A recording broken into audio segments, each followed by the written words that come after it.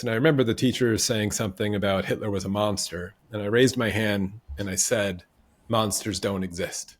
The Holocaust story, sort of, the eternal victimhood story that Zionism then uses to do what it has to do, was always a contradiction in my life. And I was fighting it when I was young, getting into massive fights with my mom about it. What I wasn't getting through all of that was moral philosophy. I'm really interested in the questions of what's a good person and what's a good life and what it doesn't mean to be good. And that's the part of the education that is totally absent. And I'm not arguing that Judaism or Talmudic scholars might not have interesting things to argue about and say there, but I didn't get any of that at all. And those questions really weren't on the table of, the costs of not raising your voice because you were just a little uncomfortable, or losing a relationship, which really well could happen, or what. Those are the fibers that lead to holocausts. That's the dark part of us as humans that I think we all need to. We could all sit here and say we never would have done it. We never would have done this. I just interviewed Mubarak Awad, who dedicated his life to resistance through nonviolence, and I'm like, oh yeah, that would have been me, right? And I hope so, right? I think we all want to say those things. But of course, I just told you that if somebody shot my family dog, I might be dedicate the rest of my life to find that motherfucker and break his knee. I think we're really underestimating just how crazy the Zionist phenomenon was. And perversely, I'm going to put this in big quotes so no one misunderstands me, how lucky they got about World War II, that then they were able to really ramp it up based on sort of the sympathies of the Holocaust and everything else. But it was a crazy effort. The population is having a moral problem, right? The population sees this on their phone and they're like, I don't know why this is happening, but I don't want it to happen anymore.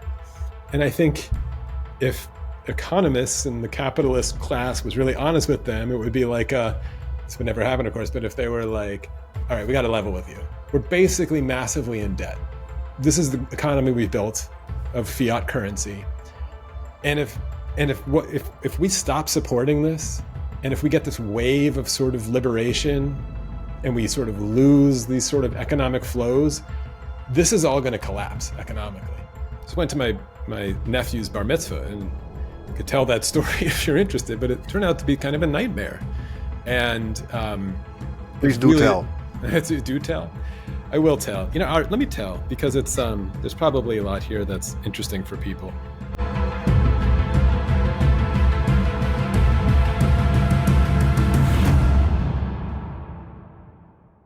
Yeah.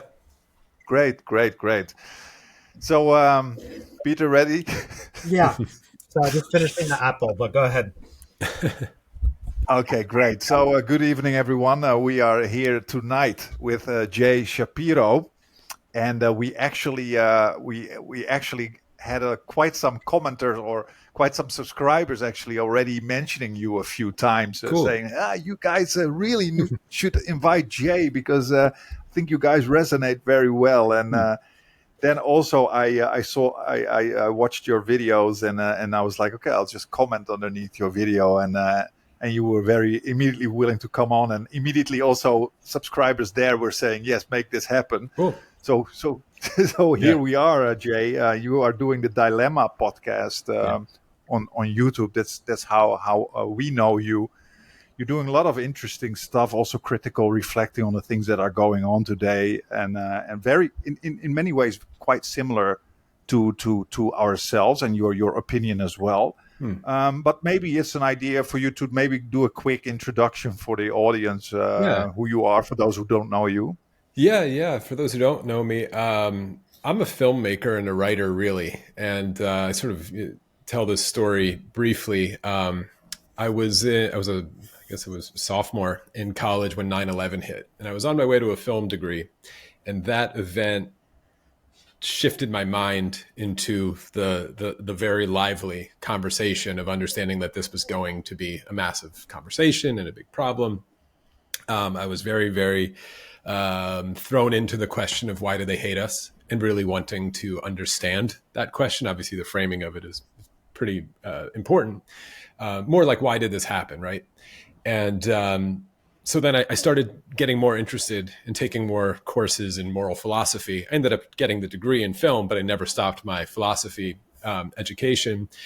And sort of long story short, I kept those worlds kind of separate for a while until they were coming to a head, I think, or 2010-ish, around then. I think maybe when the name Donald Trump started becoming a little more of a realistic possibility in America, and I was concerned about the way things were obviously going and the state of the conversation, frankly, on the left and of course on the right.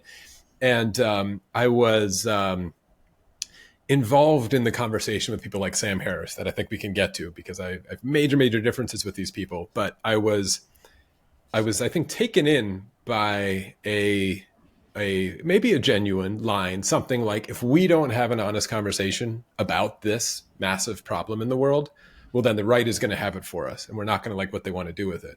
I think, oddly, someone like Sam himself has now just become a mouthpiece of the thing that he actually warned us about, which we could talk about. But I'm still concerned about that. I was still concerned about that. So, like, to back up, right after 9/11, and this thing happened, and it was George W. Bush saying this has nothing to do with Islam, right? Islam's a religion of peace. I understood the impulse, obviously, but what I worried about was, Joe Schmo in Idaho doesn't know anything about anything, seeing Osama bin Laden reading the Quran and being like, really, this has nothing to do with Islam? I'm going to go beat the shit out of my Muslim neighbor, which was the nightmare that I was afraid we would descend into. And I think a lot of that has come to pass. So that's a little bit about my background 9/11 on, and then I could just sort of leave it there. So I made a film with Sam Harris and Majid Nawaz, which I'm quite proud of still. It's 10 years old now. We could talk about a conversation that they had, although I think almost everyone in the film has gone a direction I don't like, except for one exception that I can mention. But then just very briefly, and then I'll let you ask what you want to ask. My upbringing, of course, I was raised in a Jewish household, and just in the waters of sort of post-Holocaust American Zionism, which is not very little God talk, but kind of Israel assumption of support, and the innocence of it and the necessity of it was sort of drilled into me. The Holocaust story, sort of, the eternal victimhood story that Zionism then uses to do what it has to do, was always a contradiction in my life. And I was fighting it when I was young, getting into massive fights with my mom about it. That I feel like I got off the ramp when I was 16 years old, when I was supposed to go to Israel, like all of my other friends who were going to Israel after their junior year of high school, on these summer trips. And I sort of just asked and somewhat demanded that I go somewhere else and use the money that they had saved to go somewhere else. And I went to Ghana, West Africa, on a total whim, and it really changed my life. And I think I always say that's my origin story of my thinking, and I'm still on it, I think, of trying to make sense of the world by going there. So I'll leave it there. I know that's a lot, and that's sort of who I am. But and now I'm just a guy who's trying my best to make sense of this stuff and getting in fights on YouTube. I think Peter wants to ask you immediately about this stuff. So I'm going to give it to you, Peter. I just want to give a quick comment, Jay. What I find fascinating, and I think we can all agree on that, is that indeed that the 9/11 and the war on terror has been a very formative experience for many of us, especially of our generation. Yes, I mean, people early 40s, and the whole, for me too, but from maybe a different, well, not even different viewpoint, but a different kind of experience. I was born in the Netherlands from an Algerian father and Dutch mother, and that also had a huge impact on me, what 9/11 of course did with the world around us, and that still plays a huge role in my life today, just as with you guys. And just a small side note, so I actually got my PhD in moral psychology, so in this sense we're also quite similar. That's really cool. Can I ask you one thing quickly, Jay? Can you maybe move a little bit to your left so that you sit in the middle of the screen? Yeah, perfect. I will say, for no one probably knows this, but I always select a different vinyl record for my background based kind of on what I'm going to talk about. And so I was trying to show it off. Nice. This one, you already kind of brought it up. It's Max Richter's The Blue Notebooks, which is one of the most beautiful albums ever created. It's instrumental, but he wrote it as a meditation on the violence of the Iraq War, the first one. Anyway. Total side note, for anyone who's a mega fan of me, which I don't think there's many of, I always change this based on who I'm talking to. So that's why I was there. So I appreciate you. Now I'll pocket. I might have to ask you again for the name of that album so I can check it out. My musical knowledge is lamentable, so always up for getting new recommendations. Yeah, I was super curious. So did you start off being very religious, because I was essentially a religious fanatic. Like I believed in the most like conservative variant of Catholicism.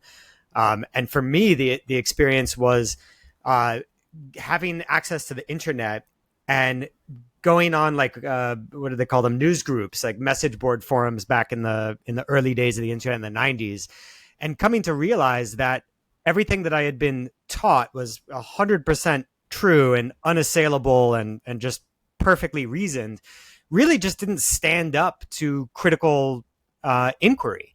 And so that was the and you know, Catholicism I think is very similar to Judaism in that it has like this massive body of canon law and all of these philosophers doing hair splitting theological arguments, you know, all of that stuff is there. But the way it's structured is if any link in the chain fails, the whole thing falls apart, because they make you know, these enormous claims about this being the one true religion that God picked, and you know, all of that stuff. So I'm wondering, did you have a similar experience, or was your family or your upbringing rather not so deeply into the religious side of things, but more into the kind of cultural side? Yeah, no, it definitely was more the cultural side. My mom was an atheist and always said so, even though she's very Zionist. My father, you know, not so much. No, I wasn't. I never believed in God or feared the afterlife or thought about these things literally.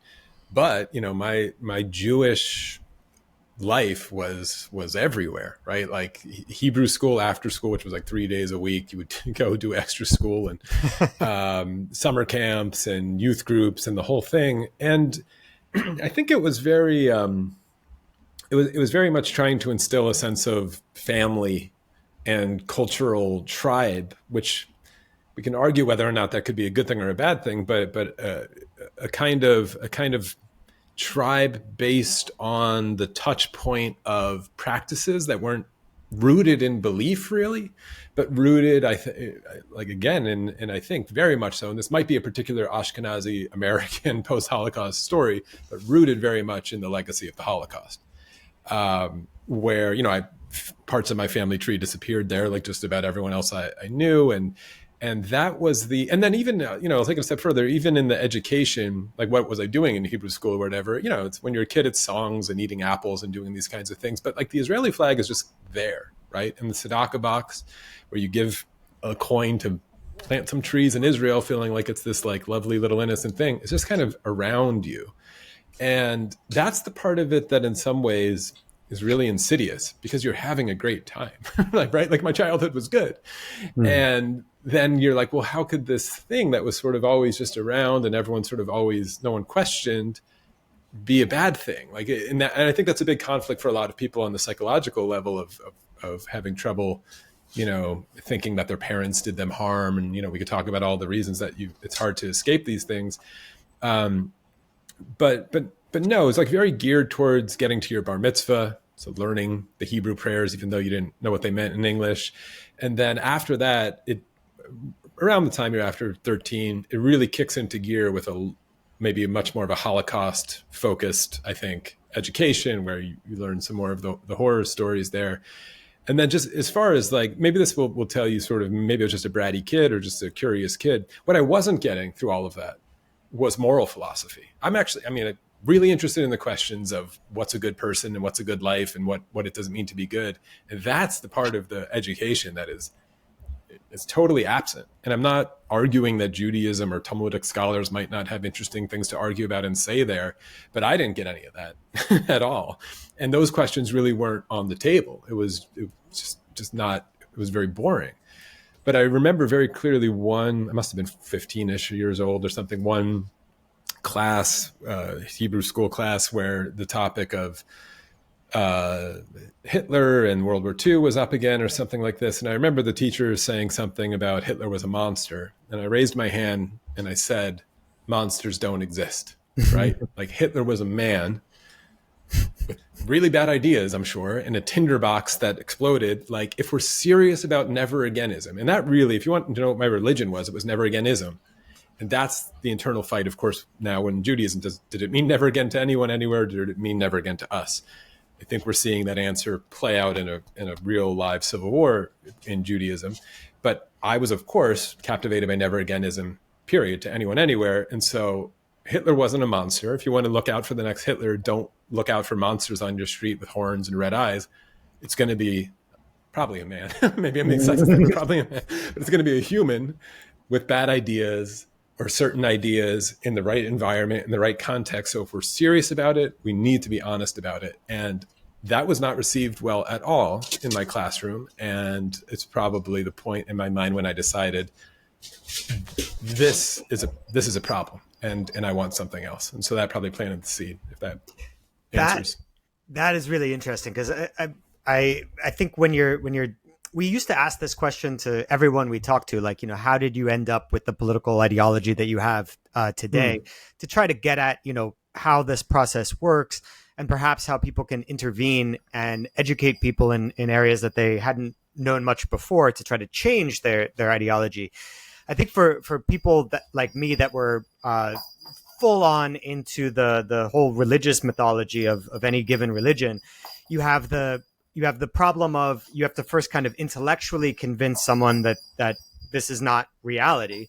But beyond that intellectual challenge, you also have just the social reality. That's a huge challenge, which is if you give up, bigger challenge. Sorry. Bigger. Yeah, exactly. I've come to take that position over time. At first, I thought it was really all about the rational argumentation. Now I think it's much more about the relationships that you risk, that you jeopardize. Yeah. And it could turn very toxic against you. Luckily, in my case, I didn't really experience that, but I know for a lot of other people's cases, they do.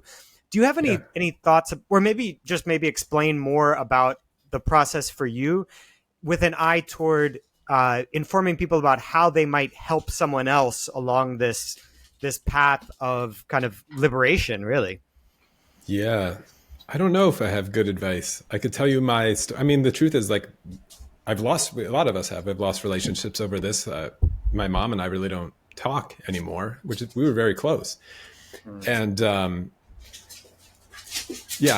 it is the relationships. It is the cost of leaving or changing your mind and how intertwined it is. And mostly it's a relationship with yourself too, of, can you, especially if you've gone down the path more than I did, right? Like if somebody's joined the IDF or something, like if you've participated in it in a degree or even supported it, then you're going to have to also break through this question of, am I a good person or a bad person? Have I done harm? And that relationship is probably the toughest one.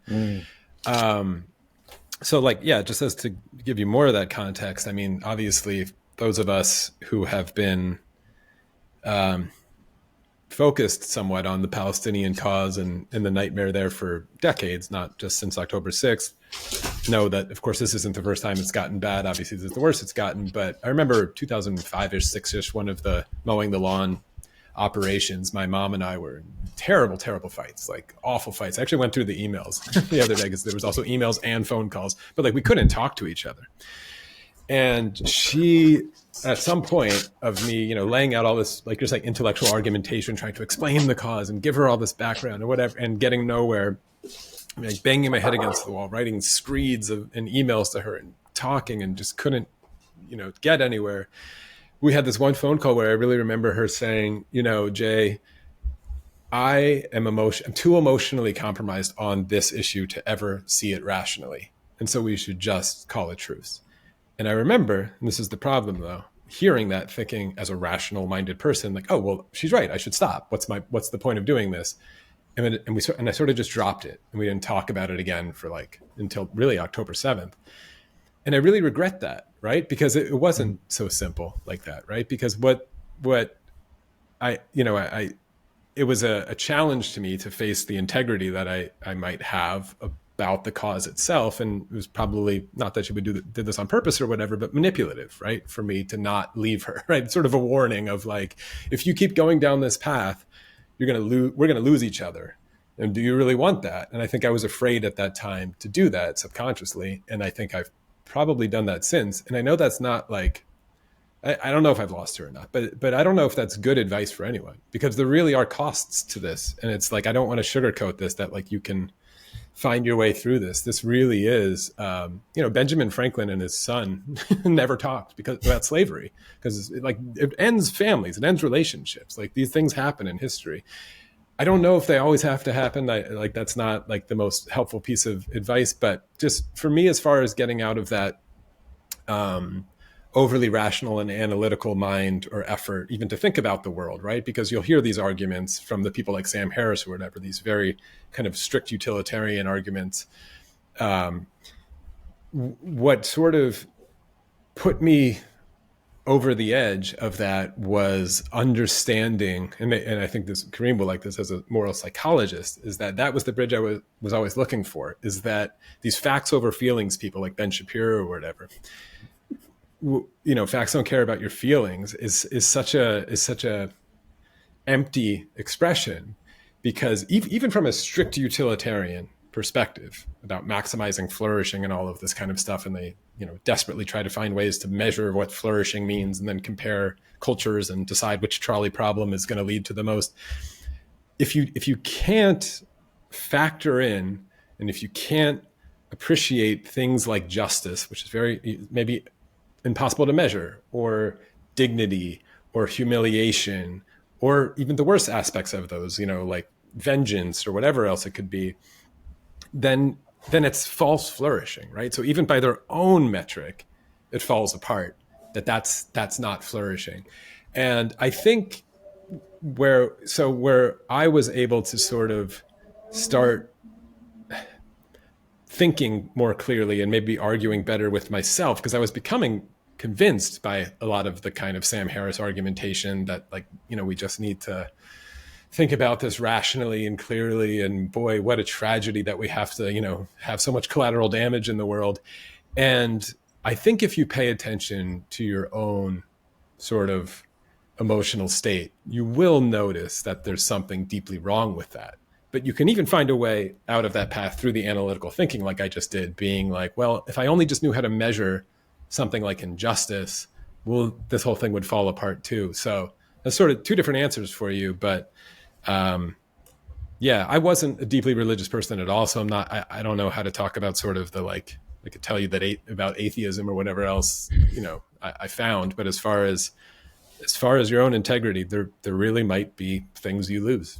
But I could just sort of assure you that you'll gain something existentially pretty sacred. And new relationships, probably.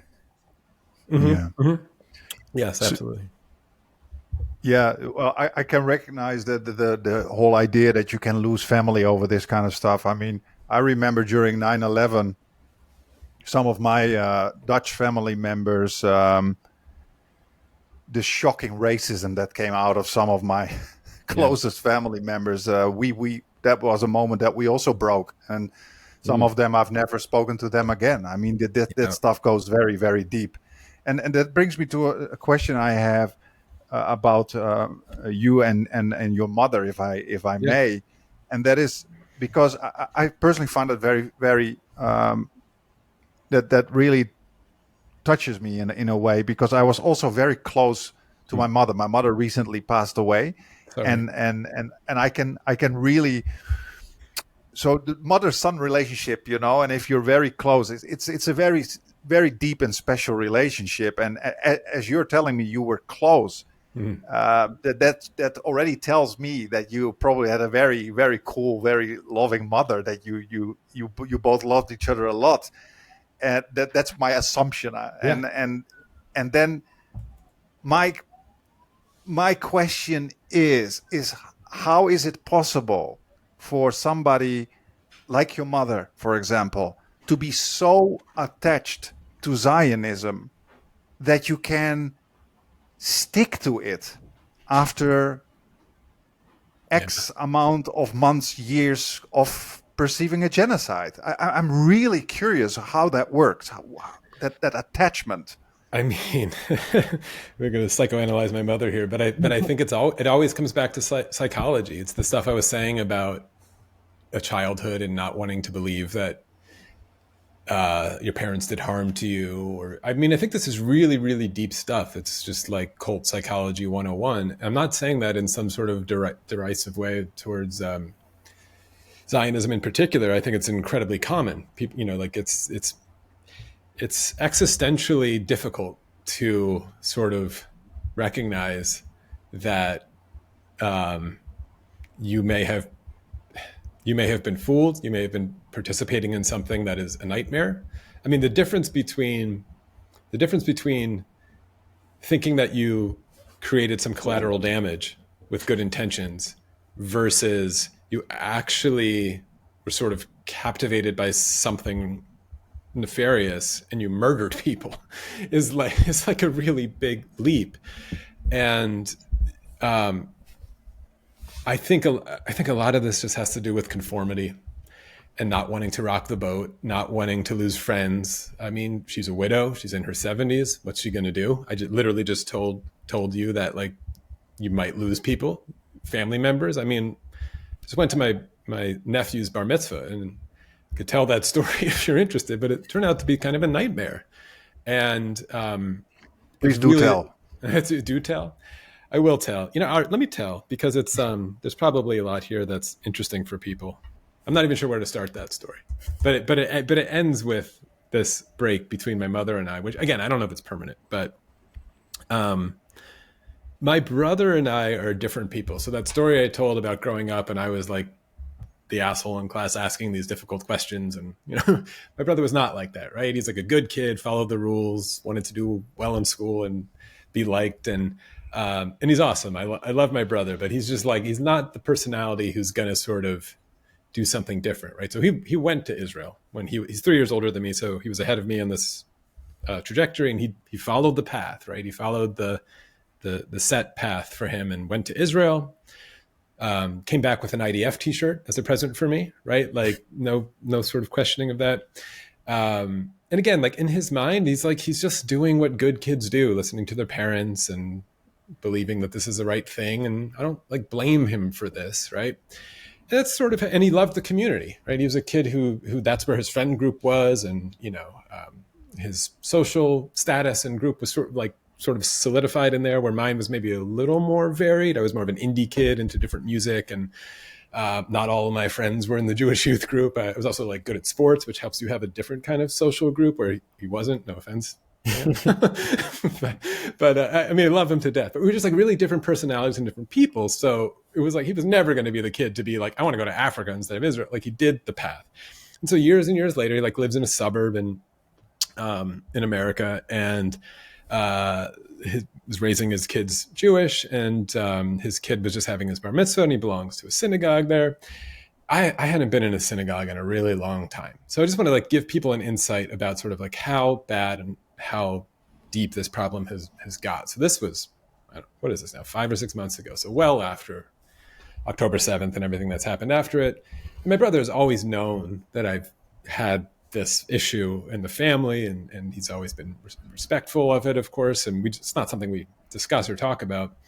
And of course, I wanted to attend my nephew's bar mitzvah. It's a birthday party when you turn 13. And for those who don't know the details in the Jewish tradition, it's where you get called to read the Torah in front of the congregation, and this officially invites you into sort of a becoming of age, becoming a man story. But I think from that point on in your life, then they can call you at any time to read the Torah, and that's sort of where the tradition comes from. But it's a rite of passage for boys. You lead a service, you have a party, voila.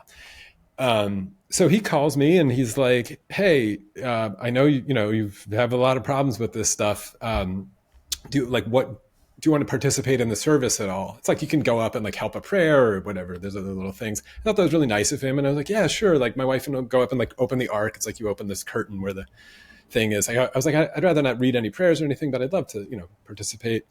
And then he also said, just so people understand the sort of levels of emotional sort of layers here, I told him, because he saw my upbringing, and he knows how I was kind of dismissed, and this was always something that was never taken seriously when I would ask questions about Palestine and whatever. I said, when I was 13, I just wish that there was someone else in the community who might echo or reflect or validate some of my concerns and questions here, to not feel like it was such an outcast, right? Like that this is okay to talk about and question and raise. And if there's a chance to do that somewhere at the bar mitzvah, which is a long shot the way these things go, I would love just a chance to do that. These are 13-year-old kids. We're not going to be talking about super detailed history stuff here, but just that, like, hey, like there's a thing happening in the world and you might have some questions about it. And there's other people in this community who went through what you went through who also did, just so you know. And he was like open to that, right? Or he was like, awesome, I would love that too. And then he said, and this is cool, he was like, by the way, I checked with my synagogue,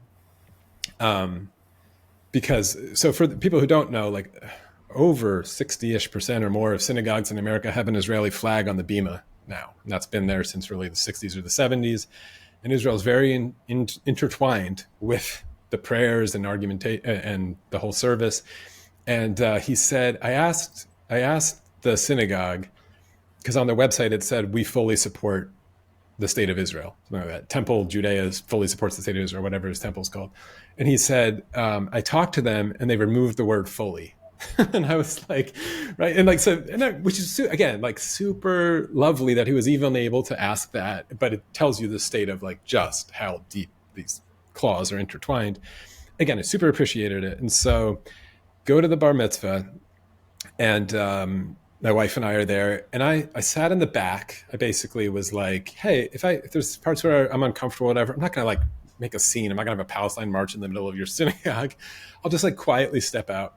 And I sat there with my wife, and honestly, it was, she's not Jewish. She wasn't raised with any of this. It was pretty eye-opening for her to see the intertwinedness. Like from the very beginning, you put your coat in the coat room, and there's like placards everywhere that says Philly stands with Israel, like very political. Like it's less of a religion and more of a political sort of affiliation at this point.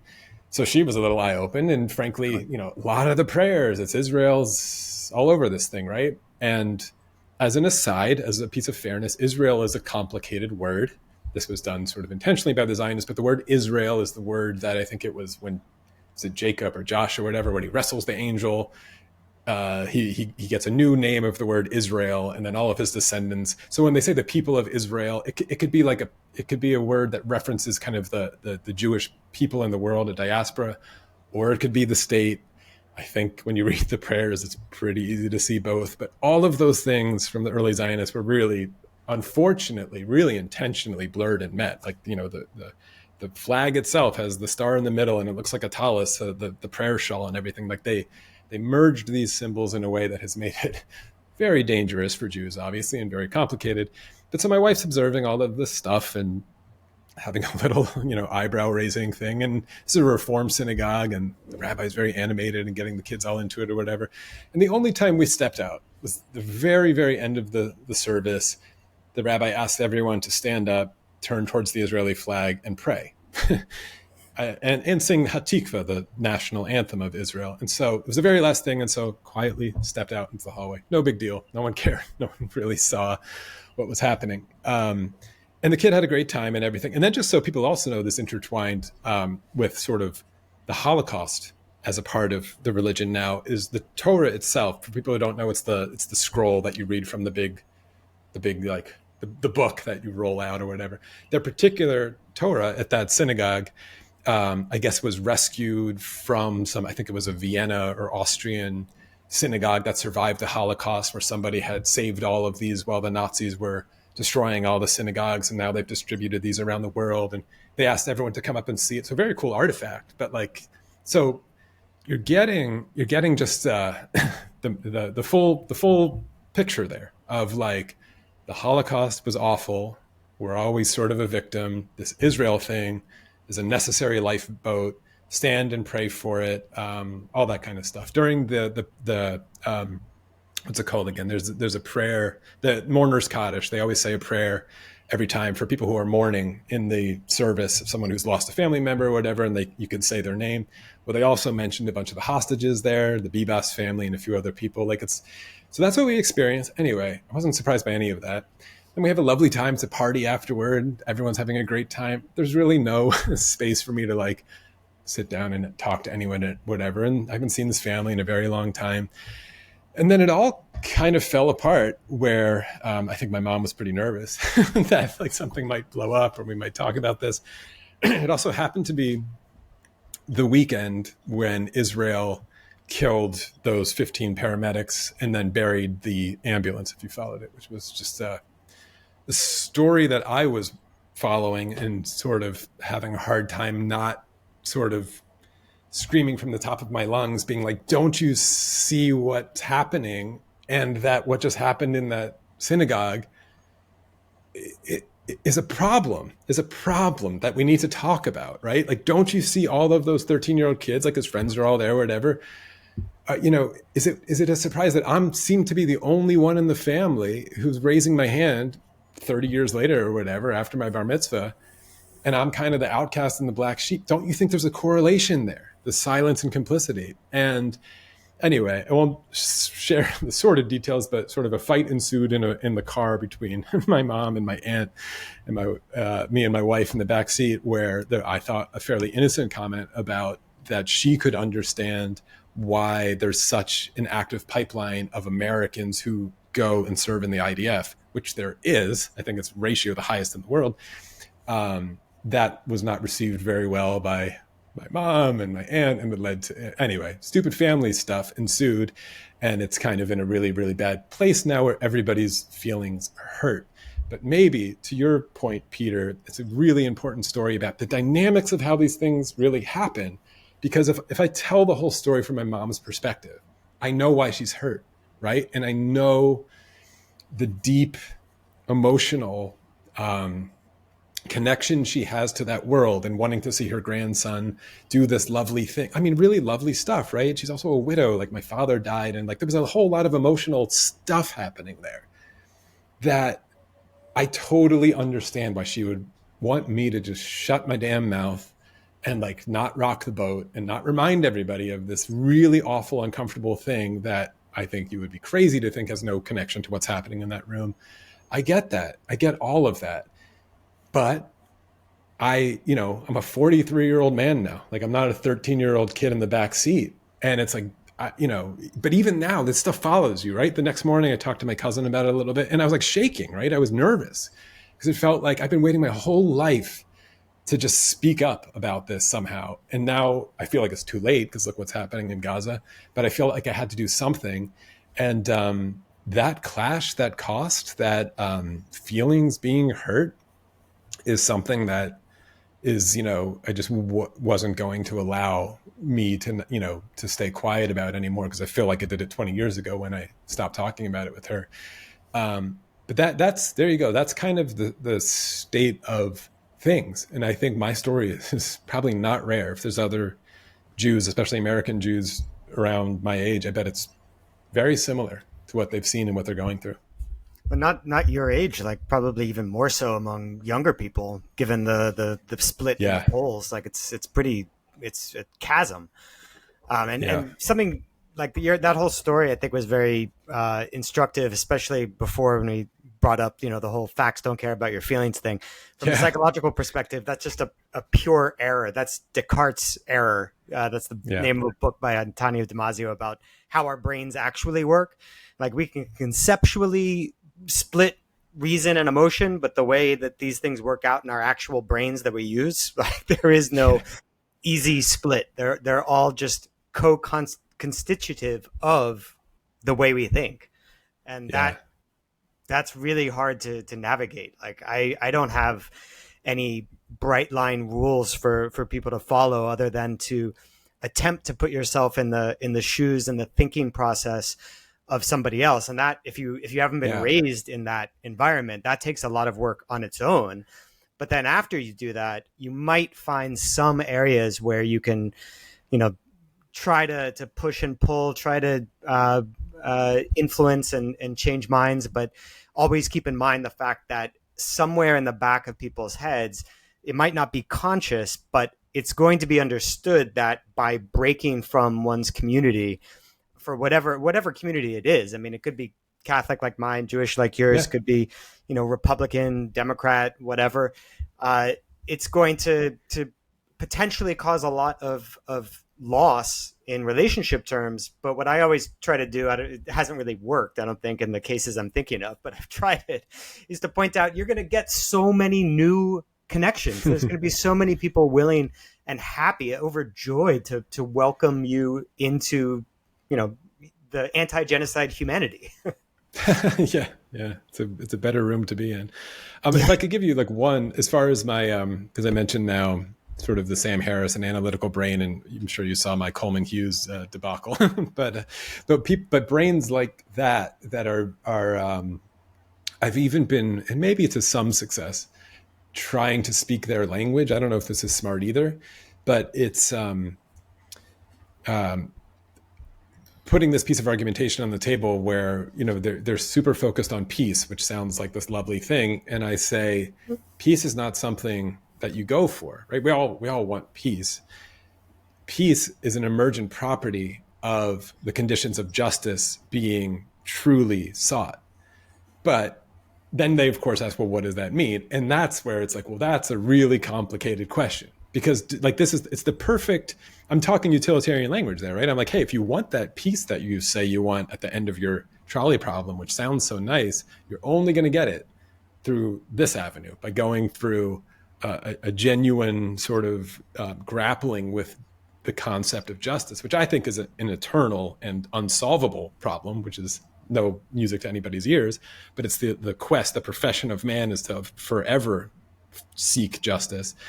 But if it's the perfect pointing out the problem of Descartes' error, because I fully admit that justice, it's not a thing in the world. I do think it's a psychological state of and a subjective one, and so it is the feelings part of the facts don't care about your feelings. Is that no, they're intertwined in a way that you are not going to be able to split and remove. And just as a perfect sort of maybe extremist problem of Descartes' error is Sam Harris himself, when he went back to school to study neuroscience, the problem that he wanted to focus on and try to solve he was very interested in belief and how it motivates behavior, was to try to understand what belief was at the level of the brain, at the level of neuroscience and neurons firing and electrons firing into each other. Like the approach to the question is so assumed of sort of a materialistic universe, and we could talk about a deterministic sort of universe. But I think it's a perfect sort of approach of why he just, someone like that is probably on the most extreme end I've ever encountered, of being unable to even approach or understand a justice orientated sort of morality that it just can't get there. But I think I've had some minor success, to your point, to try to play their game by putting this on the table at least, because I can be like, hey, I get it. You want a peaceful world. That's great. But if you're not going to get it unless you talk to me about the psychology of justice and how we get there. So. Yeah. No, funny. Yeah, I think I was minor comment, like learning neuroscience to understand how belief works. Like our understanding of our brains is so rudimentary, like compared to our other sciences and chemistry, physics, etc. It's so laughable, like how basic we are still. So I just found it funny. But even if you got it, even if you found like, oh, here's the chemical neuronal pattern of jihadism, even if you got that, like in his mind, he'd be like, oh, now you just sort of knock it out and then we're solved, problem solved. Then it's like, it's actually, as the perfect to sort of the Palestine Israel thing, it's the mistake manifests itself in the most obvious way when people are saying something like, why don't they just build Dubai and Gaza? Like they could just do that. And it's like, then you just don't understand how justice works, right? Like, and I get it, like objectively measurable, there'll be more, I don't know, what they call flourishing when you live in a high rise in Dubai versus, toiling in your ancestral home in, the Negev desert and trying to live a good life. But that measurement is flawed. The measurement is flawed because, first of all, let alone what Dubai actually is, but that is so I guess it's well-intentioned. I'm not saying these people have like terrible intentions, but it's just completely blind to, I think, the essential part of the human experience, which ought to correlate or at least fold into their notions of flourishing, whatever that is. So whatever Sam was looking for at his university, he was never going to find the answer to justice. He was only going to find patterns which correlated to something that he was never going to be able to understand. And here we are. Yeah, it reminds me of a lecture that I do on cultural psychology. And when we talk about morality, this age-old discussion, what is moral judgment, and more importantly, what is justice itself? And then you would have some moral psychologists, for example, who would say that it's purely based on our human subjectivity. And then you have that school of thought that says, no, it's eventually it's a kind of truth. You know, you come to a kind of a perfect truth of what it means that something is just. But of course, as human beings, the only way we can come to that conclusion is through our emotional makeup. So it is always emotion. You understand what I mean? So moral judgment is always part of our particular human tendency for feeling what is right and feeling what is wrong. And there are no, even when you say, but facts don't care about feelings, and even those social facts are eventually the result of our human emotion. For example, what you're saying, what is flourishing, or cost-benefit analysis, what is eventually better for us as a species, even that is dependent on our emotional makeup to decide what is right and what is wrong. So there is no rational, dry way of coming to these kind of facts or coming to morality. You understand what I mean? I tried to say it very quickly here. No, of course. Yeah. I think the only thing I'll add is that I understand the existential desire for moral realism, which is what you're pointing to, versus the moral subjectivism or just disagreement with moral realism. Like we exist in a ambiguous universe, and we don't know why we exist. And that's a pretty like troubling state to be in, just as far as being a conscious creature with that can think these things. So I, in the religious desire for a rule book from God, as my favorite thinker who I go to all the time, Erich Fromm, and he wrote The Escape from Freedom. That's the best sort of most easy way to understand the escape from freedom as this condition of ambiguity to actually question what is good and what is bad. Boy, is it a nightmare. And I get the strife of it. And so being given a rule book and a book from above is obviously an attractive thing that will never go away. But these hardcore science thinkers like Sam Harris do the exact same thing by trying to find it embedded in the physical laws of the universe, where it's like that science can tell me this, something outside of myself, because doing it from inside of myself is genuinely torturous, right? And so the only thing, like the important thing about that note in my argumentation is that when we talk about Palestine, we can get more into that, of course. I think even the most ardent Israel supporters can at least entertain this notion that Palestinians have cause to be pissed, right? They can blame it on Hamas, whatever. They could blame it on the Arab states that, abandoned them or fought. They could tell all these historical stories, but they can, I don't think a lot of them have become quite deep in it, but I don't think they're 100% dismissive of it. They just sort of ask these questions of like, well, why don't they just give it up and go build paradise in Syria or something like that, right? So, that's the mistake. So but the point of my argumentation of, something like Hamas or any liberation resistance movement, right? Like history, I want people to understand there's nothing unique about Hamas, nothing, right? Like history is full. I'm going to give you 20 historical movements that were convinced that they were liberation, freedom-seeking, resistance movements that were cloaked in religious justification that gets worse and worse and worse. There's nothing unique about this one at all. And I think there's slightly good news in that, is that humans generally don't want to go massacre and slaughter other humans. And so psychologically, to repair that cognitive dissonance, they need a story of divine command and divine justice in order to help their hand do the killing. There's, again, nothing unique about Hamas there. But so if you can understand sort of a grievance of this world that then could get so bad that we're in the situation that we're in, where I'm calling Hamas a liberation movement and I'm pointing to the injustice, whatever. But then, of course, the conscious mind of a lot of these fighters will tell you a religious story and point to metaphysics and paradise and whatever else. And I don't doubt them. I don't doubt that that's a real phenomenon that you get to. Again, it's not unique and it's not new.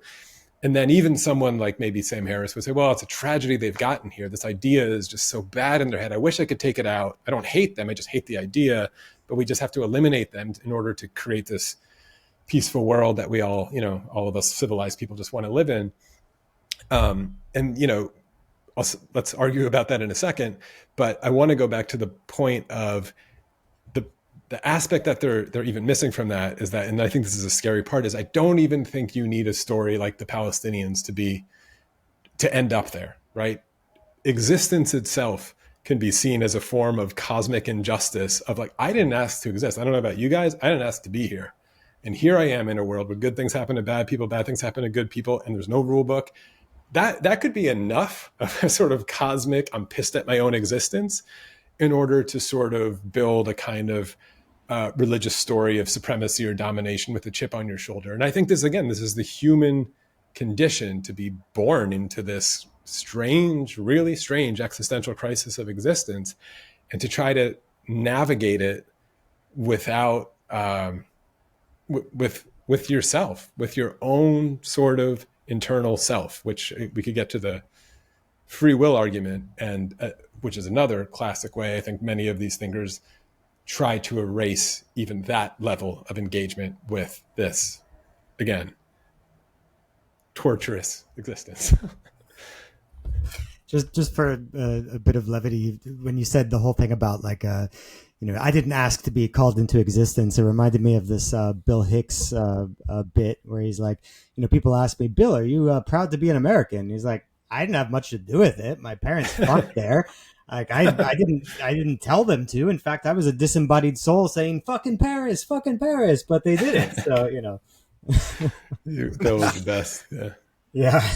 But I did something that just keeps sticking in my brain since your story is that when you said that, when you saw everybody during that bar mitzvah and you said like, am I the only person seeing this stuff here? It really it must have been, that must be such a surreal experience. Yeah. It almost reminds me of those like movies that you saw, where you had like groups of people hypnotized and you had like one so-called sane person who would be like, guys, don't you see we're all being hypnotized here? It must be so surreal.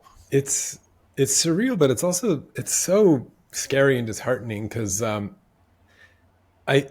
don't know who wrote this book. The one that's going around saying one day nobody will have said they support this, whatever that book that's going around. And I think that's true. I have a book coming out in 8-ish a month or so that is sort of a similar approach to some of these questions, not just about Israel-Palestine, but bigger moral questions.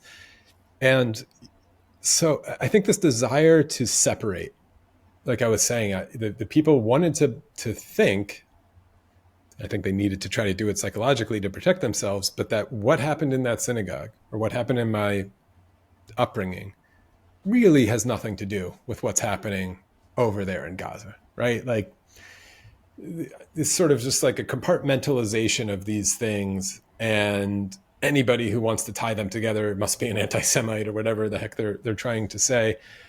I think that's the part that's what I was witnessing, right? I didn't witness them rah, go Israel. I saw no one talking about it at all. So just to like set that clear. And again, it's a 13-year-old's bar mitzvah, but Jesus Christ, there's something pretty big happening in the world. Something, again, on a personal level, this was very hard for me because I've been warning about this since I was probably 12 years old, yelling to my mom. I didn't care much about my Jewish identity, but she did. And I was like, Israel's the thing that's going to kill it, right? And so witnessing the the passivity and the silence was the part that actually frightened me and scared me the most, because again, my grounding principle and sort of founding steps was about never againism. And it's like, this is how it happens. This is like the fibers of how a Holocaust happens. There's a couple mustache twirling men out there lighting fires and pulling, gas chamber levers. There's some of that. But the real fibers of the way this stuff happens is the banality of evil and the quiet complicity, and in your own brain and in your psychology, making those things that Peter keeps asking me about, of, the costs of not raising your voice because you were just a little uncomfortable, or losing a relationship, which really well could happen, or what. Those are the fibers that lead to holocausts, right? I think the scariest thing, you've probably seen this going around in the conversation now, just from a psychological level, moral psychological level, is the real fear of humanizing someone like Hamas, right? What I did when I was a kid in that Hebrew school was call Hitler a human, right? I wanted to humanize him. And I think what's so important about that point is that, learning the origin story of someone like Sinwar or Hanieh or any of these people. And by the way, Sinwar, Coleman in my argumentation brought up like the doctor was Jewish and saved his mom or whatever. I don't have the entire thing in my head, but obviously I was like, it's the occupation. He's suffered a lot. He was jailed many, many times. But I also think, and I might be confusing him with another leader, like the family dog was shot in front of him when he was a kid by the IDF, like in cold blood. And like, I know that sounds callous to be like, oh, it's just a dog, but like, I don't know. When I was a kid, if I saw an enemy soldier like shoot my dog in the face out of cruelty, that might be enough for me, right? And so, anyway, yeah, or the fact that it's an army of, or the fact that they call it an army of orphans. Yes, right. Yeah. So many of these fighters have just lost all their parents. Yeah, and I think so. The point is, like, what's interesting about people having a fear of doing this is fascinating, because obviously ultimately what they fear is not just that they'll understand the deep anger and maybe even the extreme violence, is that they might fear that they would do it too. And that says something deep about just the human condition generally, that I think we're all like subconsciously afraid of. I think it may have been Ariel Sharon. He was the one, or maybe it was Ehud Barak, when he was running for president, and or prime minister of Israel, and Gideon Levy basically asked him this question: what would you have done or been if you were born in the West Bank? And he said, I would have joined Hamas. And he almost lost the election for it. But it was like, you cannot say that. We need to keep this separation of like, those are bad people, and it has nothing to do with their grievances. It's supernatural beliefs. It's just completely irrational, and I can never understand it. I can never pull the trigger and shoot someone out of vengeance or anger or frustration with a divine story in my head. And I think people are telling themselves that story very loudly, and they fear that it's bullshit. And that's the dark part of us as humans that I think we all need to. We could all sit here and say we never would have done it. We never would have done this. I just interviewed Mubarak Awad, who dedicated his life to resistance through nonviolence. And I'm like, oh yeah, that would have been me, right? And like, I hope so, right? I think we all want to say those things. But of course, I just told you that if somebody shot my family dog, I might be like, dedicate the rest of my life to find that motherfucker and break his knees. You know what I mean? And it's like, so, yeah, and that takes a whole lot of truth and reconciliation. Like, I don't want to be too pessimistic here. I do a lot of work on my show talking about I just gave you sort of, I think, a drastic self-underestimation of our capacity for anger and vengeance and violence and divine storytelling to justify it, but also our ability to forgive, I think, is drastically underrated, right? All of the same exact things were said in South Africa. All of these things were said in many, many places. But just as an example, when it could go really wrong, right? Like I'm convinced, I'm sure you guys know, that I think Zionism is the domino that needs to fall in order to start the genuine conversations about justice, which I think and have hope will be a wave of liberation, although it's a bigger problem we should talk about. But it might not go that way. I don't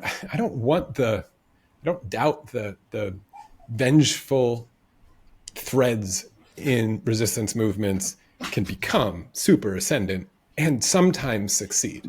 As like an extreme example, Haiti, the first and only massive successful slave revolution in the world, was a failure to find justice without a full-on massacre, right? And we all completely morally understand why they did it, right? I think like these historical examples are the ones that people can get on board with, Nat Turner and Haiti and everything like this.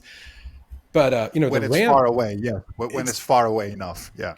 Or the moral sort of clarity of slavery being a bad thing is so obvious, which is why it's hard for us when we get into arguments about like the Palestinians have suffered an injustice. I wonder if that's the case. Yeah, exactly. Yeah. So they want to rewrite history in a way where the analogy fails because the Palestinians are just hate Jews and are really angry, and that's the frustrating part. Where again, with someone like Coleman, I wasn't really ready for that because it derailed into that very quickly. Where I was like, "Jesus, we're going through Nakba denial now," but just to the point of like, Haiti, I think, and look at it in history too. Like history is not kind to these kinds of things. It was completely isolated. It's the only country in the Western Hemisphere that ranks in the bottom 20 of failed states.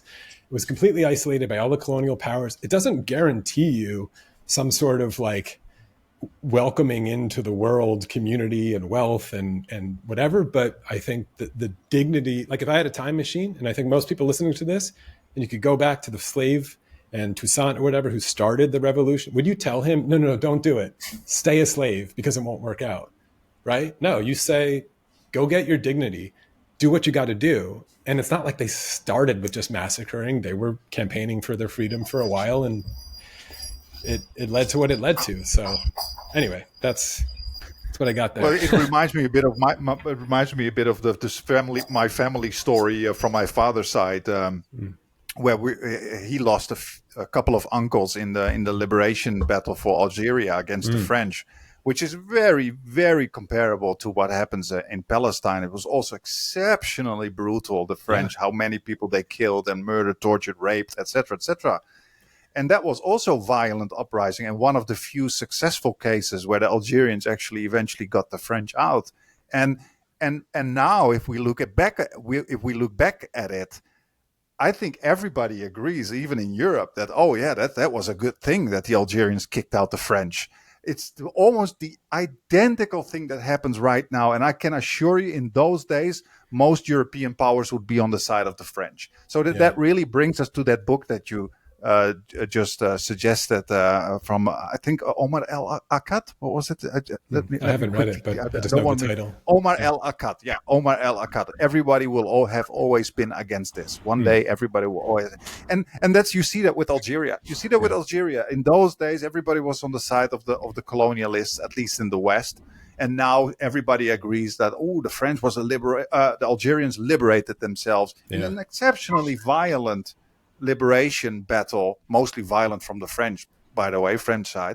But you can see the same happening now in Palestine, and exactly what Omar El-Akkad says, hopefully the Palestinians survive, because I'm very scared for this. Then what you said, Jay, everybody will one day have been against this and be on the side of the Palestinians in that case. Yeah. Just like everyone today is in favor of that guy that tried to assassinate Hitler. But of course, at the time, they would have said, oh my God, he killed a bunch of innocent people at a beer hall. Like, what a terrorist. But now it's like, wow, what a hero. He risked his life, got tortured to death for it, but wish he had been successful. But I'm really glad you brought that up, your experience in grade school or high school, pointing out that, monsters don't exist. We're just dealing with humans. I always had the same reaction that anyone could have been like the good Germans who just, went to work and did, whatever they did, and they didn't notice the death camps. Like that to me always seemed like the most natural human reaction of anyone who's born into a society. You get indoctrinated into the national mythology. Then with government control of the media, you get overwhelmingly one perspective. You come to believe it because it's the only one you really have access to. All of your friends and family think the same way. Subconsciously that there would be serious, not only just emotional and relational consequences of going against it, but you'd likely be tortured or murdered straight out. And so that's just the normal thing any human put into that situation would do. And then that turns our focus away from ferreting out monsters who are somehow different from humans, and instead focusing our attention on systems that can produce that kind of barbarity. Yeah.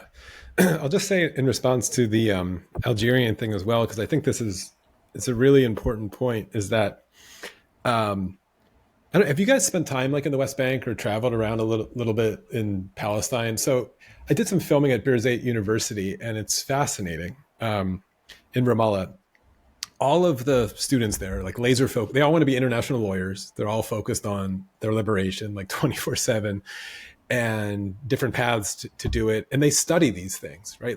They study from a fairly young age. They start studying liberation movements, failed and succeeded. So they'll look at like the Native American cause in South Africa, which they think is sort of a success. Algeria, of course, even the Maori, like they're looking for examples in the world.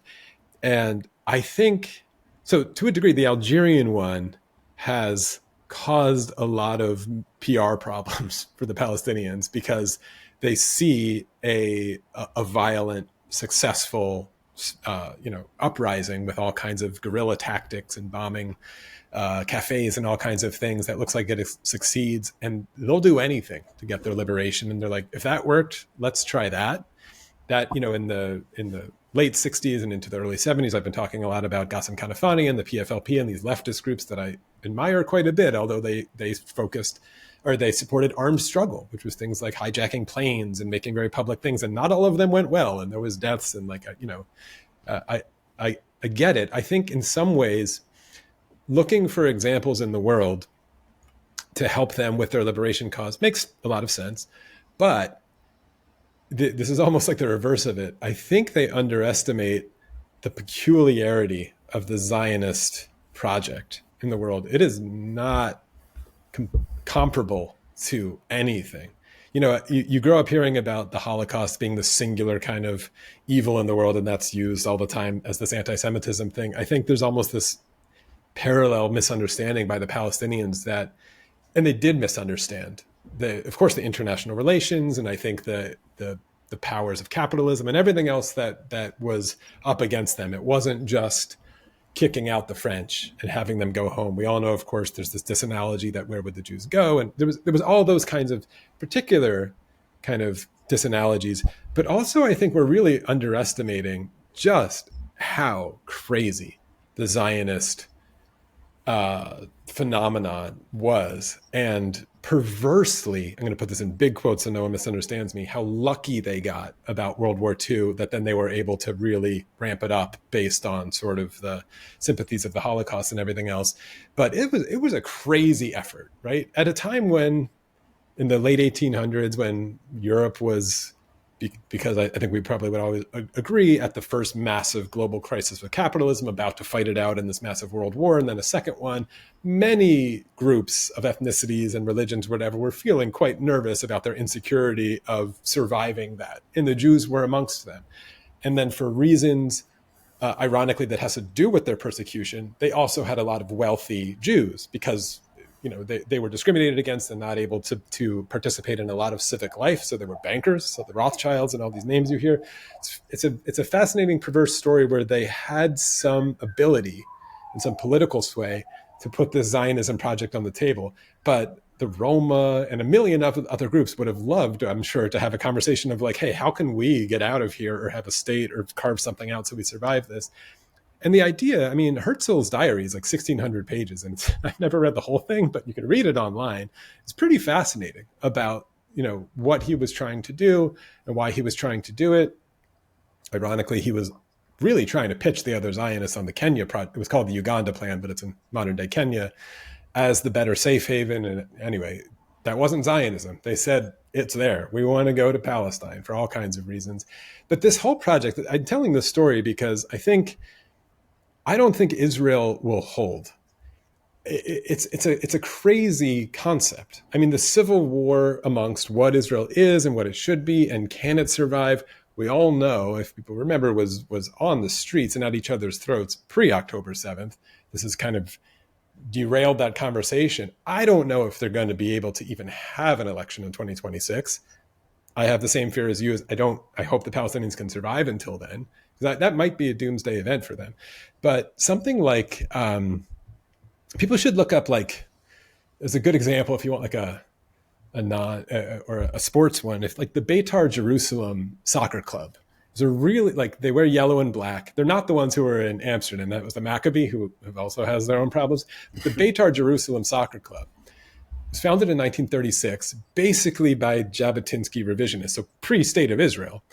And they proudly present themselves as the most racist football team in the world. Their chants are disgusting, right? Like death to the Arabs and war this. They signed, it was a fairly big story because I think it was 9 years ago, they signed 2 Chechnyan Muslim players. They've never had an Arab, but 2 Chechnyan Muslim players, who was a huge scandal. Like the fans, the one guy scored a goal and half the stadium walks out and boos, and they're at their practices yelling at them, and they have signs that say "Keep Beitar pure" or whatever. Like these are racist. There's no real equivalent to this. This is my problem, right? Like when I'm arguing with Coleman and he's like, well, it's a flawed democracy and like everyone has their fringes. I'm like, I don't think you get, it's hard to analogize Israel and Zionism as a project. Because like Benjamin Netanyahu went to one of their rallies, right? Like you can't find it would be like a KKK forming a soccer team or something and then having a huge fan base. But then like the president going to one of their rallies, like it's just, I guess you could imagine that, but that's Zionism. And that's not all Israelis. There is this other way. Zionism meant a lot of different things, right? There was labor Zionism and liberal Zionism and all these things, but I think that the word has been so polluted, it's collapsed into what people are really using it now, and no one should be trying to rescue or save this world. But the Zionist project, I don't think can hold. At the end of my conversation with Coleman and my afterthought number 2, I go through like just their legislative voting results by district. I don't know if you saw that part, but like zooming into the West Bank and like who's winning there, right? Like who's going to go live in Gaza if they empty it? The answer is in their voting, right? Like this is an insanely split society that has 25%ish who win in the Knesset, like the Ben Gvir, Smotrich type of Zionist Jews who are not your friendly neighborhood, like Jew. These are racist, just assholes who are in the street beating people up and chanting death to Arabs and, joining the IDF. They're not the Torah Jews live in Jerusalem. They probably wouldn't move to Gaza. Like I said, there's a small portion of them. But this is a society that that I don't think is stable enough or can sort of last on its own. And I don't think this wouldn't have been like if I had a time machine for Palestinians, is that they sometimes made a lot of missteps by engaging in armed resistance or certain forms of resistance that would actually save Israel from itself, from collapsing in on itself. And potentially they've accelerated it. I don't know if it will, if it won't last. But just as a small example, especially to my haters who think I just like hate all Israelis or whatever, and I don't, is in my interview with Mubarak Awad, again, he's this guy who dedicates himself to nonviolence and resistance through nonviolence. And he's doing a hunger strike. This was in the 80s in one of the prisons.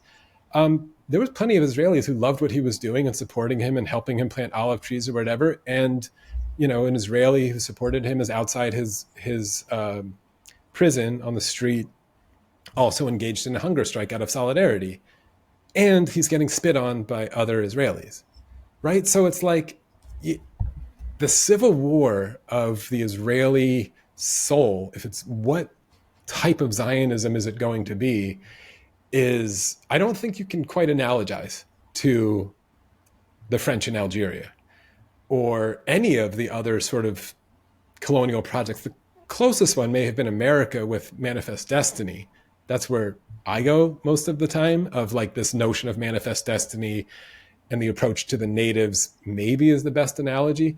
But I think that the Palestinians got a little too excited about the wave of liberation movements using armed resistance and winning their liberation in many parts of the world, and didn't understand exactly who and what their enemy was. I don't know what they could have done different, but I just have to I have to put that out there. I'm tired of people thinking that Israel is a normal democracy or country. It's not. It's really not. And if you go there, you will see a country. But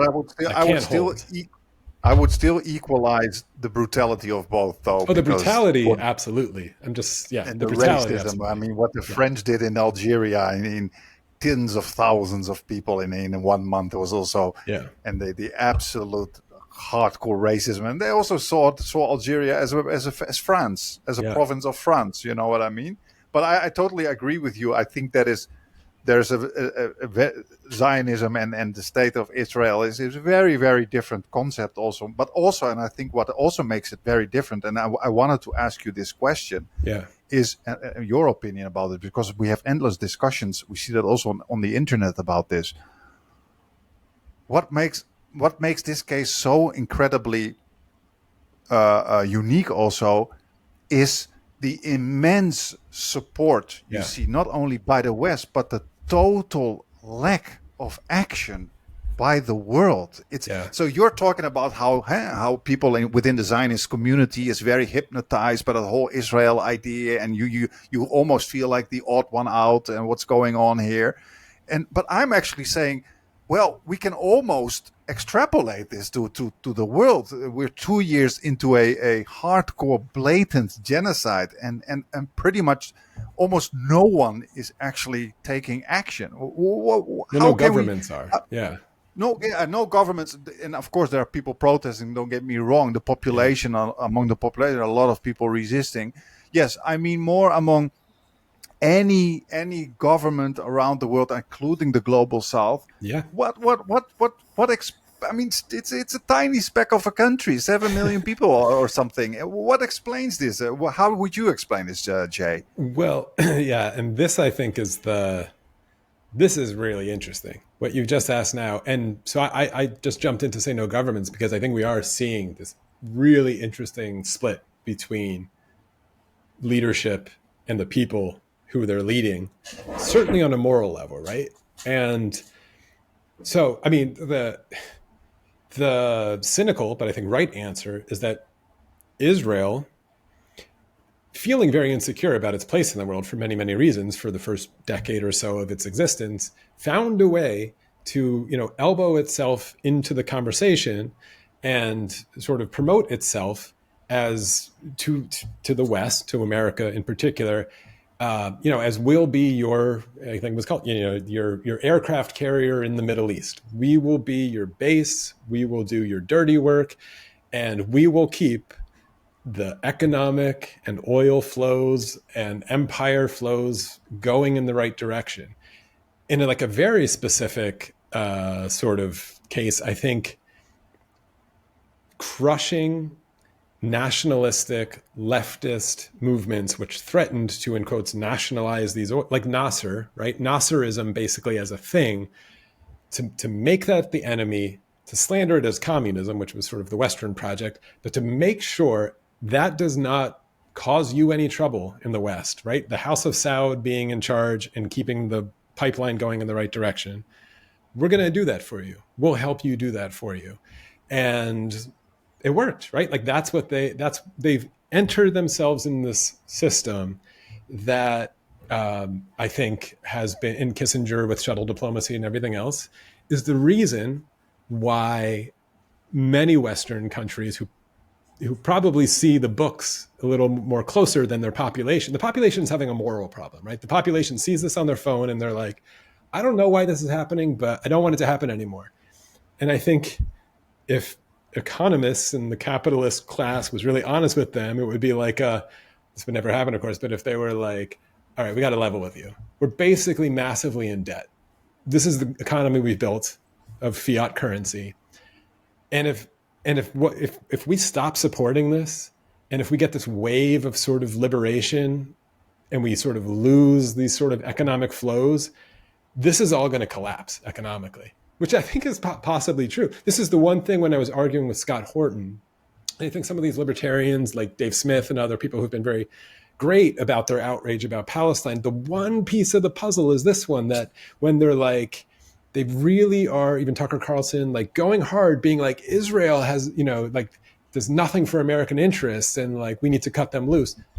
I just don't think that's true. Of course, that's not a moral argument to continue supporting it. In fact, it's a moral nightmare where then we end up where I think what's coming next in the world is deeper conversations about anti-capitalism and neo-Marxism and everything else and anarchy. Because, the place that even someone like Sam Harris retreats to is some sort of Steven Pinkerish argument that, just shut up and enjoy the capitalism, everything's getting better, which again goes back to my they don't understand justice has nothing to do with everything's getting better because you're getting richer. And so they're very confused about anger in the world, even when the graphs are going in the right direction. But that's sort of my quick answer is that Israel, and maybe they've become so powerful that now they're holding the world hostage a little bit. I mean, we can talk about Epstein and blackmail or whatever, but I do think they, within probably the last 5-10ish years and the whole Abraham Accords was an effort to do this, probably also feeling a little bit insecure about their place in that system, wondering if the West needs them quite as badly as they used to, because maybe they have all of the deals secured that they need to secure around there. And now it's just sort of morphed into a sort of controlled chaos situation where Israel's continued behavior and historical problems inflames so much anger in that part of the world, which does often take on a religious, very scary to the West tone, that then you get to justify sort of supporting all of these monarchies, which again just so happen to point all of the resources in the right direction and trade the oil and the dollar and everything, because they are actively keeping all of these very scary jihadists and Islamists at bay, who are all totally animated by the anti-Zionist cause. Like, again, I'm no PR guy for these people. They haven't asked me, but the Houthis flag that says death to America, death to Jews, death to Israel, or whatever. Like, I know why they're doing it, but I'm also like, geez, it's probably not helping the cause, because America gets to look at that being like, you want those people to like be in charge of the ports? Look how crazy they are. And that enables Israel to continue to do what it's doing, as this agent of chaos. Yeah. Well said. I mean, when it gets to the question of, is Israel in the U.S.'s national interest, it all comes down to the national interest is highly subjective, and there are arguments on both sides. I think it's not the right question to ask, like, is it the dog wagging the tail, or the tail wagging the dog? It's a matter of, somebody's pulling at the door and someone else is pushing at the door, and it just goes open through both mechanisms.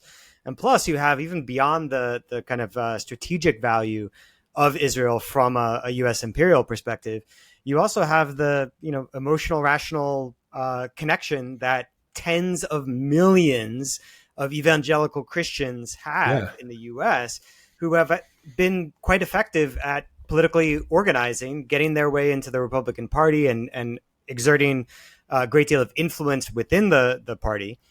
So, also in the Cold War, Israel pitched itself to the U.S. as, we can help you spy on the USSR, which was the big, one of the probably the major concern. Now I wonder, you brought up the U.S.'s other dependencies or client states in the region. They're all trying to pivot away from oil because they can read the writing on the wall and see that their future wealth is not going to be guaranteed by being petrostates. And so they're desperately trying to diversify into building ridiculous cities in the middle of the desert and whatever the hell else they're trying to do. But that worry about the loss of geopolitical power that comes from oil might also lean against the argument that Israel is essential to the U.S. imperial interest, because if the region no longer is of utmost importance because of it's such a material prize, then that calculus can shift completely. Yeah. So if I may jump quickly in, Jay, to add to Peter. So my question then is, and we have been discussing this for quite a few weeks now on our channel, and a lot of people love it, that we have a nuanced discussion also about the global south, but there are quite a few people who are just like, they can't stand it, but more reason to go on. And that is my question is, it's an aircraft carrier for the West and capitalist interests, etc., etc. So how do we explain the inaction of the part of the world that is almost considered as a counterpole to U.S. or Western capitalism, U.S. imperialism. I say a China, for example, or a Russia, but Russia will have more integration, of course, with Israel because of so many Russians there. But let's say a China. We are discussing that for some weeks now. How would you explain that? I mean, China doesn't have that relationship with Israel on a, you can almost say, a religious, cultural level as with the West, besides the capitalist interests, of course, that you just talked about. Yeah, I don't know. I mean, I'm not an expert on that, so I'm not going to, I'll tell you, I talked to Radhika Desai, and then I interviewed Patrick Bond because I had the same questions as you about BRICS. Very good show. Yeah, I saw it. Thanks. Yeah, I mean, and again, like you saw my intro, like I'm not like a Marxist scholar. I don't know all the details, but I have those same frustrations. So I wanted to know, should I be excited about this BRICS thing or not? And Radhika, I think, is cautiously optimistic. And then Patrick, I guess I tend to agree with his kind of cynicism of it being like, it's just another neoliberal dragon. They're not that disconnected at all from the current system, even like technically with the IMF and everything like that. He sent me, I'll send it to you guys. You should have him on your show if you haven't. He's awesome. But he sent me a really good upcoming chapter from a book that's unreleased that goes through kind of all of the current thinking of sort of leftist conversation about BRICS, which included like Vijay Prashad and other people. It gave me a pretty good overview of this kind of thing. But I think the simple answer is like, they're actually just making money off of the same kind of system as well. But I'm not sure what you want them to do. I mean, is it like form armies and go bomb Israel? Like we're at World War III conversations here, right? Like that's where we're at. Yeah. I'm talking about boycotts, stopping trade. Yeah. Stopping trade. I mean, being the number one trader of a state that's committing 2 years unending genocide, I think it's time to cut trade. Yeah. I think it's time. I think all countries are probably way more in financial trouble than they let their citizenry, believe and I'm not sure how we're going to get out of that problem. I'm glad Peter brought in the Christian Zionists too. I don't know where you guys want to go next, but I think that's also a really underrated variable that we should talk about. Yeah, I put it out. I wrote an article called "In Defense of Israel."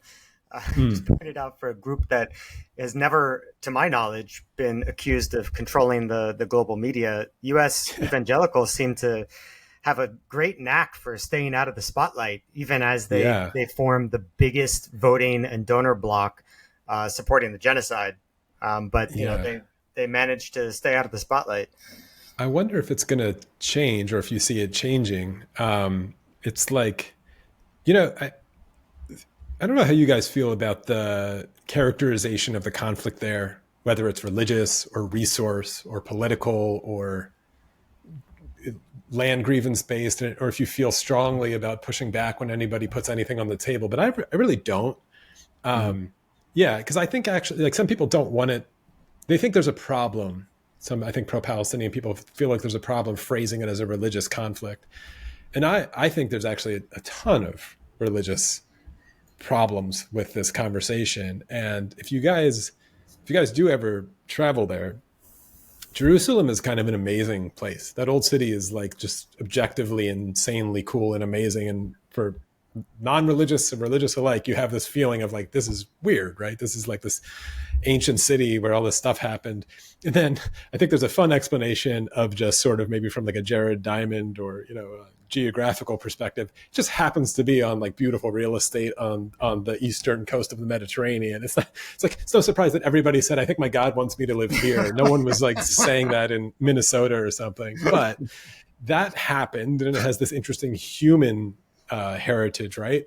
And we shouldn't forget the very first partition, no matter what we could say about misconceptions of who should have accepted it or celebrated it or whatever. Jerusalem was supposed to be this like international city that belonged to everybody or no one. And if you go, I mentioned it already, Hatikva, right? The national anthem of Israel, which was a poem written by, I think he was a Russian, maybe it's now Ukraine Jew in, I forget the name of him, but it was a poem that was kind of long.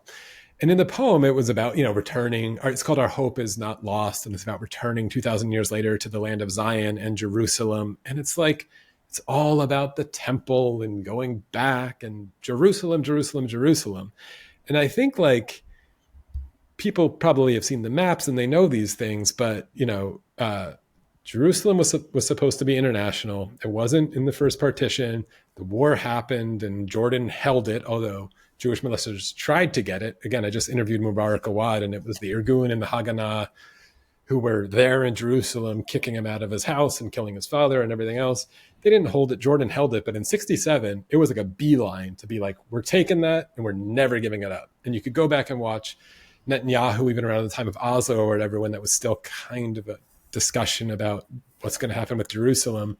Like that place, that old city, which is like not big. The old city itself, you could walk around it in 20 minutes. That little spot on earth is still the jewel of the fight in so many ways. So many ways. Of course, to the Christian Zionists who have this rapture story about it, but to the Jews themselves, I mean, it's Jerusalem. So the argumentation that when the Palestinian cause says we want right of return and we want a state and we want Jerusalem to be our capital, it's a non-starter for everybody for so many reasons. And anyway, I don't have an answer out of that, but I think when people want to put or take religion off the table as a motivating force of this thing, I think they're going to be a little confused by some of the historical behavior and current behavior. Yeah, if I had to guess, I would guess that these are people that never really experienced being religious, and they're probably more liberal in orientation, so they're very uncomfortable with questioning other people's religious beliefs. But as a former religious fanatic, I have no such compulsion against but I also think massive role religion plays. I also think I think this is my important. audio just went to the wrong channel for some reason. Oh, can you? I can hear you, but still it's hear coming me? out of this thing instead. That's weird. Hold on, let me try this. Well, I guess we can also almost wrap up because we're 1.5 hours, so we are already taking up a lot of time. But I'm going to ask you for an episode 2, if that is okay in the future, and then we can continue the conversation. That would be really great. Yeah, no, absolutely. This is fun, as fun as it could be in the world right now, because it's exactly. But I just wanted to jump into what you just said about like, okay, these people are often not religious themselves who say, okay, this is not a religious conflict. Yeah, but I also think we gotta give some respect to the Palestinians who say this is not a religious conflict, in the sense that to them it's not a religious conflict. Like, it's Islam versus Judaism or something. No, it is a fight for their land against colonialism in that case, and against oppression, and stealing of their land. Yeah. So I think in that case, a lot of people say like, I don't like it that it's called a religious conflict. Yeah, no, in some ways I was trying to say it's more religious to the Jews, actually. This whole thing about like, this is just Muslims hate Jews or whatever. Like, no. Like that's the part that is this very ahistorical, like boogeyman trying to make Muslims Nazis or something like this. No, I was trying to say Jerusalem as a touchstone for the Jewish heart is you cannot overstate it like that, and also for the Christians for the Christians as well. Jesus is going to come back if they go back and look up Hatikva, like it's Jerusalem's a part of that story. That was the dream, and once they took it in 67, you could go back and watch Netanyahu give these speeches. That thing's not going away, which is ironic when you look at the current situation. Like I said, Israel can't hold this. It's so insane. Even what I just told you, and you look at the maps of people. If people are finding me for the first time and they want to see the Coleman Hayes thing, I would recommend just go to the afterthoughts. Don't watch me talk to him. But if you watch me, I'm going to be honest with you, Jay. I deliberately haven't watched. I cannot watch people with those arguments. I can't do it. It's hard. And I get frustrated. It's not like it was my best performance or whatever. But I did a follow up to explain.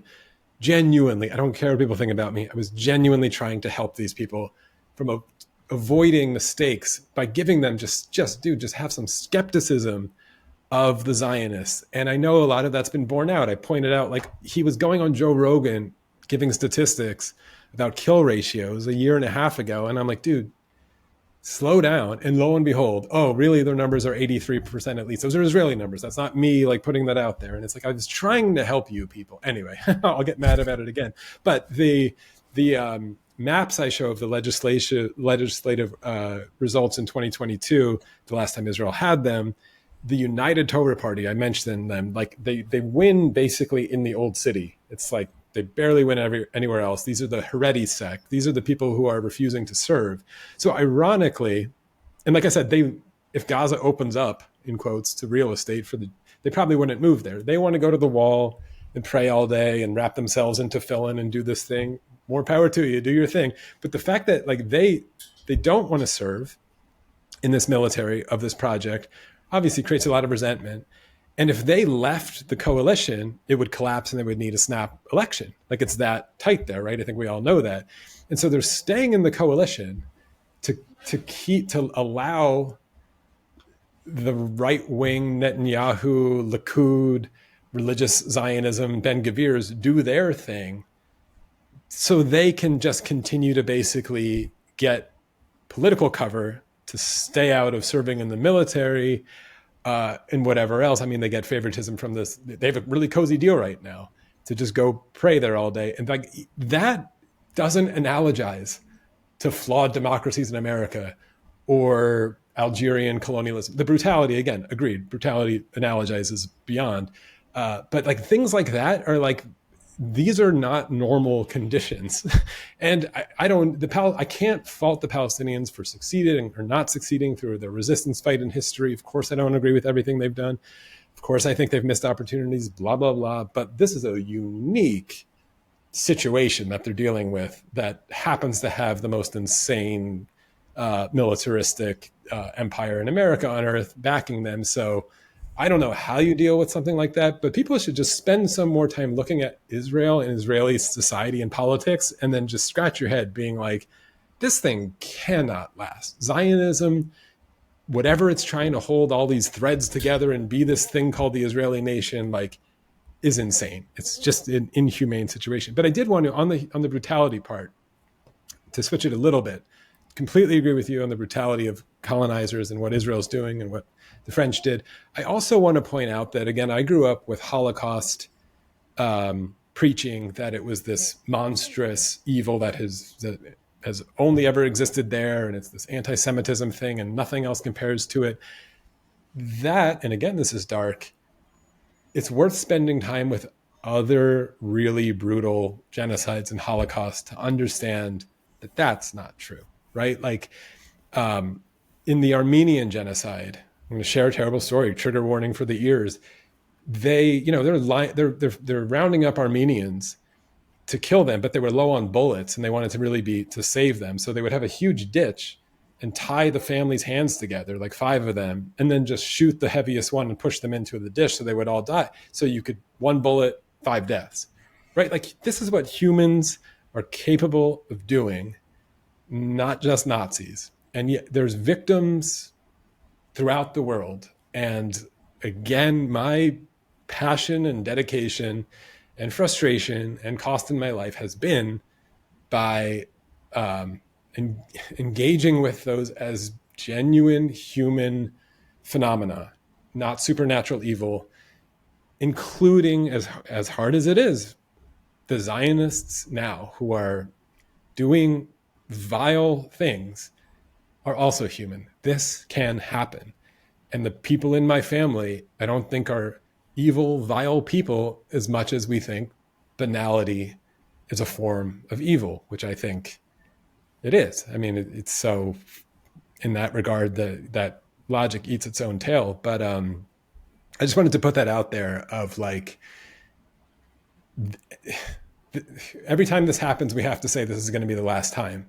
But if we're really serious about that, we have to pay closer attention and be honest about the whole thing, that this is going to be the last time. That's it. Yeah. Focus on systems and ideologies, because that's what turns normal people into monsters. Yeah. Yeah. And the psychology of how to fight them. I mean, I do think you can, I just want to, I'm sure you meant this too, but that we're not helpless deterministic agents in systems that become whatever the system morphs us into. Like we need to also, again, my favorite thinker, Erich Fromm, is, develop the right forms and methods of self-growth and self-actualization and confidence and courage in order to sort of not become the next Nazi, right? So we're not helpless to these systems, but these systems are driving us absolutely insane right now. And the worst form of insanity is complicity, and even the phrase collateral damage. I think uttering it is a form of insanity, that you've lost your humanity. I get it intellectually, but once you let your mind go there, that a child is collateral damage, you're likely in a place that's disconnected from moral psychology, certainly, and you've probably gotten too rational and analytical, and you're never going to stop creating collateral damage. So get used to it. Yeah. Well, and you can also see that. You can also see that when you say people should realize that Hitler was a human being, and when you discuss the banality of evil, I mean, I think we have all gotten the evidence now. When you see our political elites, it almost doesn't matter which country in the West, at least, just continuing accepting this absolute evil. I mean, it's I'm still struggling to believe what I am seeing here. What is happening? It's so traumatizing. Yeah. And the fact that all these people that we thought are running our countries and they are trying to fix our education system and our healthcare and all these normal things in life, and all these people have been for 2 years in front of the camera defending this absolute evil.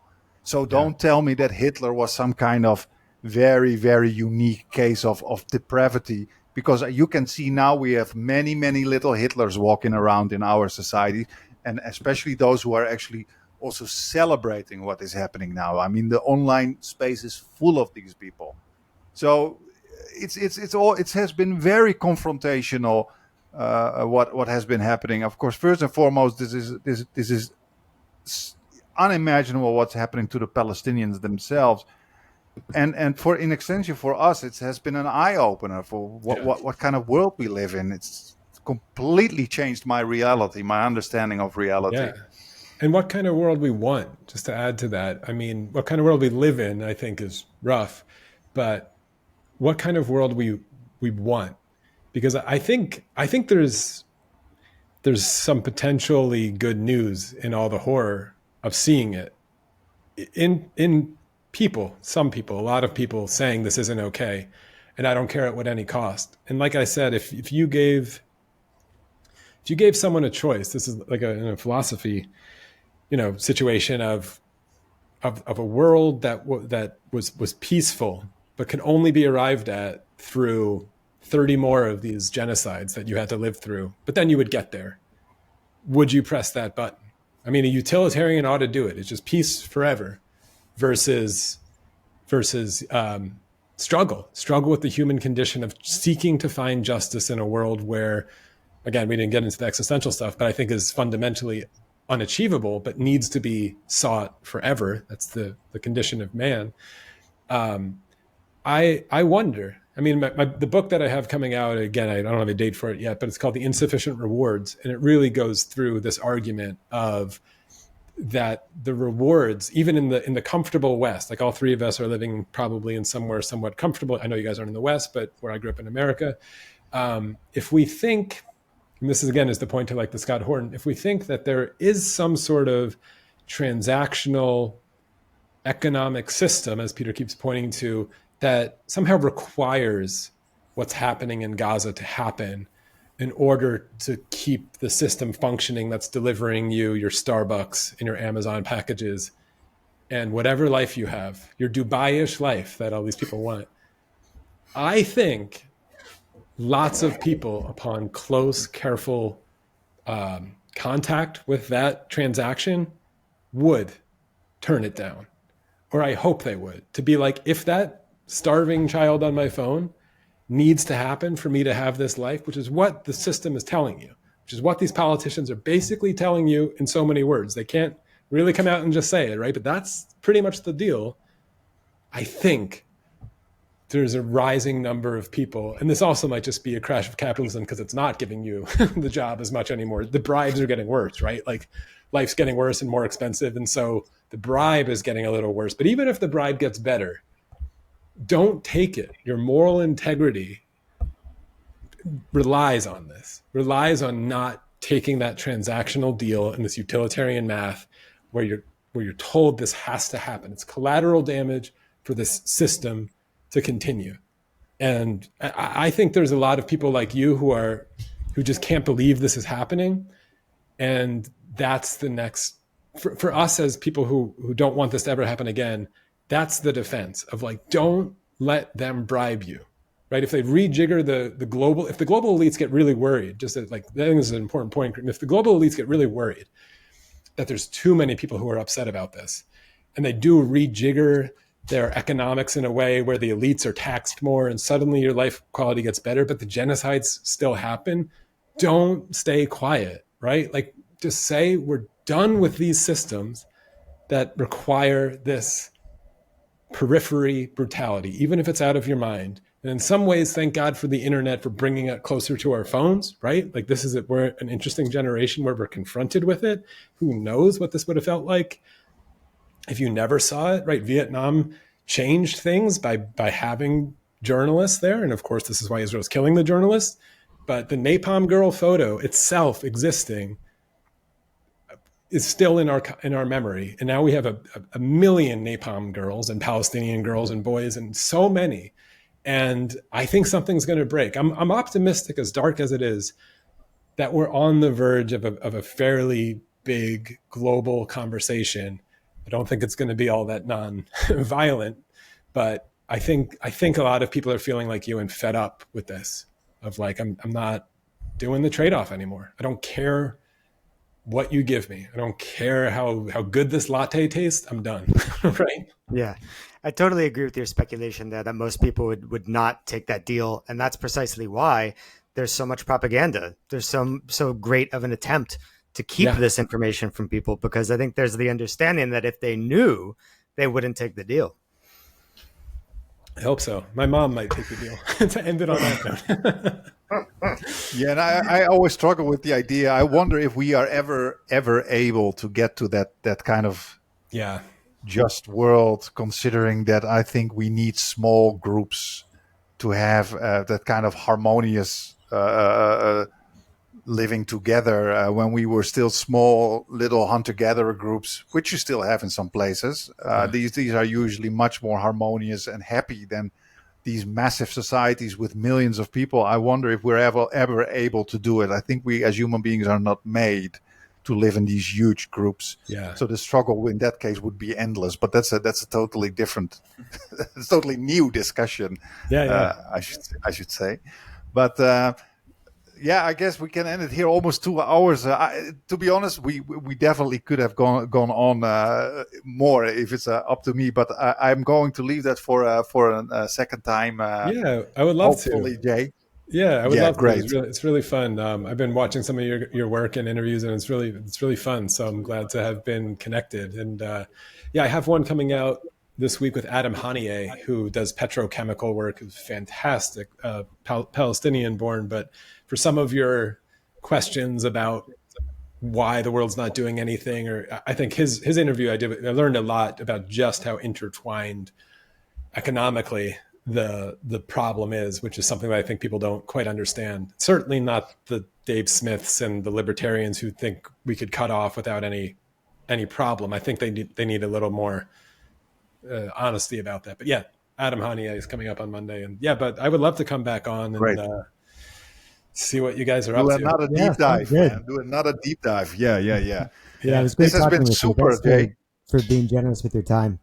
Yeah, of course. Yeah, very, very good.